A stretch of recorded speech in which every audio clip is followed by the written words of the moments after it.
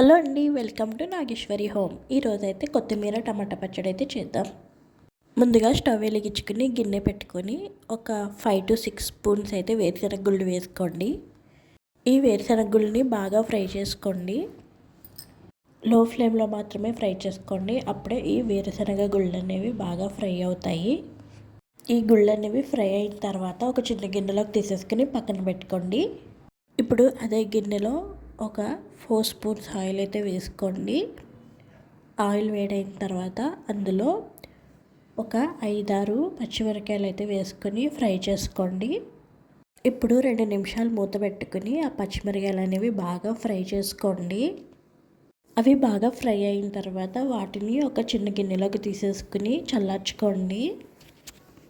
మీరు కనుక స్పైసీ ఎక్కువగా తింటే కనుక ఎక్కువగా అయితే పచ్చిమిరపకాయలు వేసుకోండి.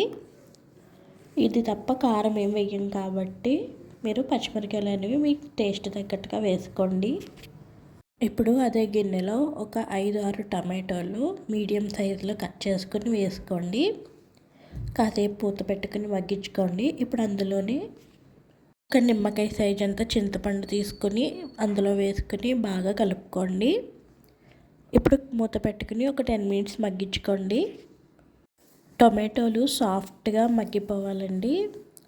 అలా మగ్గిన తర్వాత ఇందులో ఒక కట్ట కొత్తిమీర తీసుకుని చిన్న చిన్న ముక్కల కింద కట్ చేసుకుని బాగా నీట్గా వాష్ చేసుకోండి.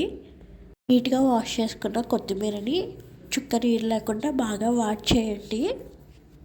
ఇప్పుడు ఆ కొత్తిమీరని మనం మగ్గించుకున్న టొమాటోలో వేసుకుని బాగా కలుపుకుందాం.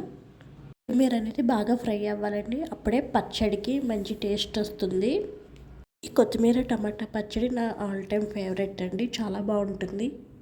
ఈ పచ్చడి రైస్లోకి టిఫిన్స్లోకి అన్నిటికి కూడా బాగుంటుంది. చూస్తున్నారు కదా, ఇవైతే బాగా మగ్గిపోయాయండి. ఇప్పుడు స్టవ్ ఆఫ్ చేసేసుకుని బాగా చల్లార్చుకుందాం.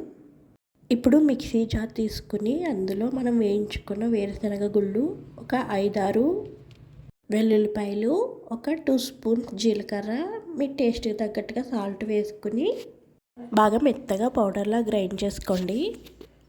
ఇప్పుడు చల్లార్చుకున్న టమాటా, కొత్తిమీర ఇంకా పచ్చిమిరపకాయలు కూడా తీసుకుని వీటిని కూడా మిక్సీ జార్లో వేసుకోండి.